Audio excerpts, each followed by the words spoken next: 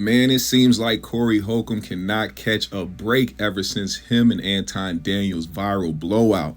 Everybody has to comment on this situation because it's reaching every single platform on YouTube.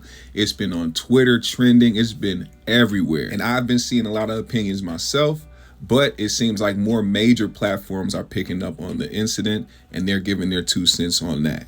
One of them being the Joe Budden Podcast. Now, for those who don't know, 5150 and the JBP almost popped off a beef a few years back, but Joe did not want to participate in the back and forth. He felt like it would be petty. Corey, on the other hand, tried to keep it going for a few episodes of the 5150 show, of course calling Joe Budden Backdooria, but it didn't seem to go anywhere. But this time, there was some conversation surrounding what happened on the 5150 show with Corey and Anton Daniels with everybody on the JBP. Mona started it off by expressing how she did not care for Anton Daniels or people like him who seem to talk down on black people and go and trigger other people who don't agree with what they have to say. Mark chimed in as well. As you know, him and Anton Daniels do not get along. During Anton's interview with Brian McKnight, he threw some shots at Mark Lamont Hill and Mark threw some back, but he gave Anton props for standing his ground against Corey Holcomb, saying if anybody didn't know who Anton was before then,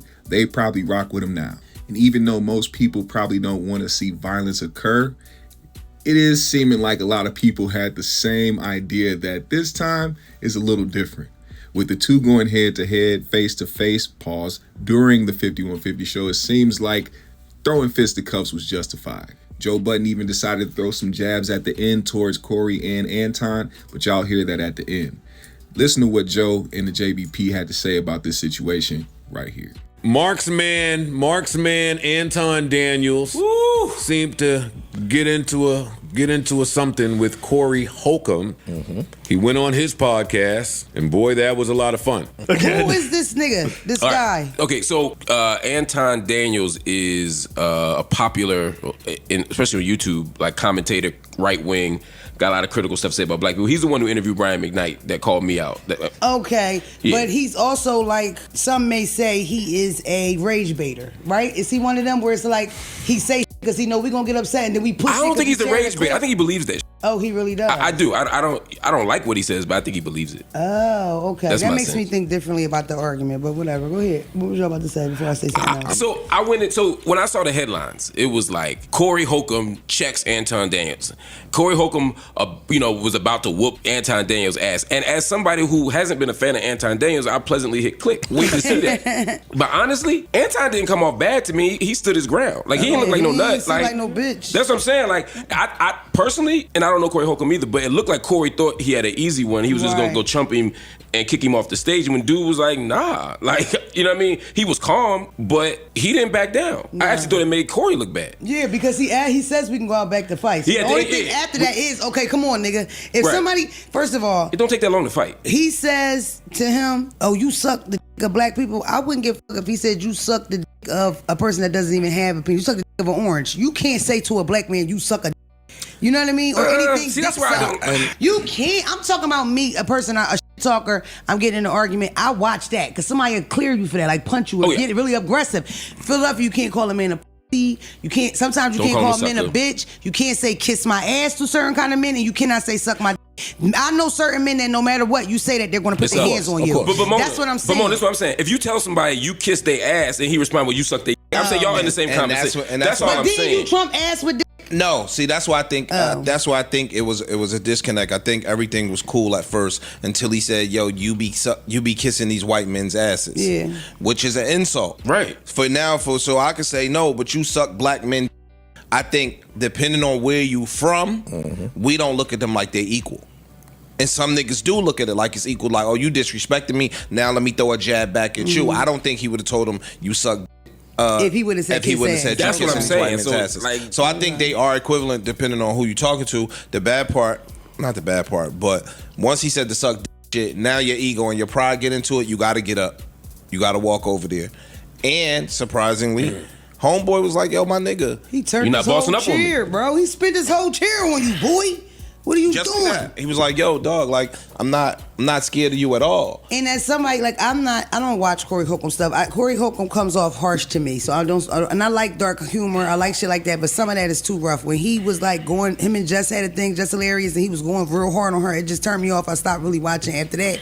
But I will say that, for me, as a black person, especially an angry Negro like myself, when I see stuff like that, the same way I was real impressed by Glasses Malone, with him having this debate with this guy that says all shit that I hate, and I'm expecting for you to whoop his ass. If it get that far, I'm expecting for you to beat him up, or you to at least look like the tougher guy. You see those kind of guys on the internet, and they talking all that shit, and they have all this vitriol for us, and then they might, say certain things about white people. You inadvertently start to hate them. I hate people like that. I don't care. I feel like certain conversations with black people when we pulling each other up needs to be done in certain spaces. I don't think that that's a place that you do that at. I've never agreed with that. You'll never see a post of mine from 10 years ago saying, oh, I hate when we do this, or black people so dumb. I don't even talk like that. I don't think it's progressive to like our movement and we go through, and I think that we supposed to pull each other up in certain spaces. You can't do that in front of white people. That's why I hate shit like that. You know what I'm saying? Look, you obviously feel disrespected by this.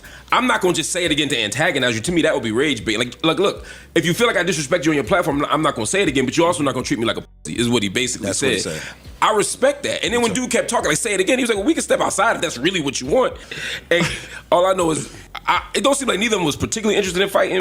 But Anton never said he was. Yeah, he was just defending himself. And Corey could have followed him. He was moving slower than the groomsman when it was time to actually do that. That says something. I don't think anybody wanted to fight. It looks so stupid, and I feel bad for that girl on there, because every time Corey go too far, she just deer in the head like, ooh. Darlene, get out the way.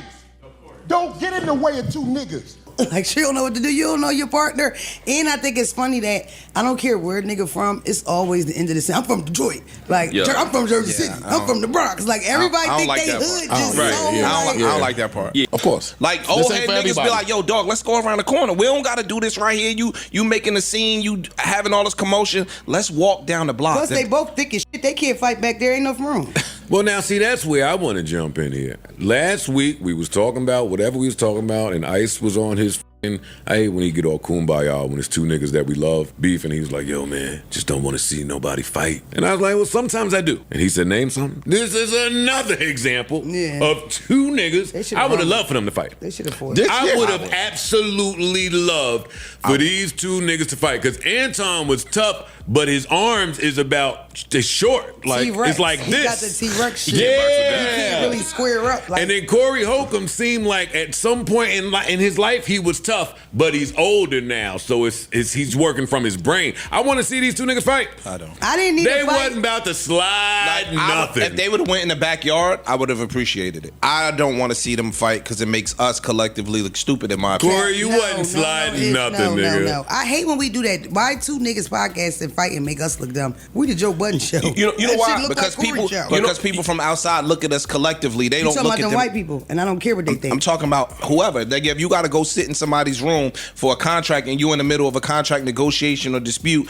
and they looking at you like, no, they looking at you like, yo, Corey Holcomb and Anton Daniels. Come on, bro. They did just it up for you, yo. Yeah, sorry. I was just about to give you that deal. Get out of my office. I'm gonna give you a podcast 360, but yeah, just because of Anton. them two niggas wrestling. But we do look stupid out. I mean, especially the shit we arguing over. I mean, at some point, and it's myself included, right?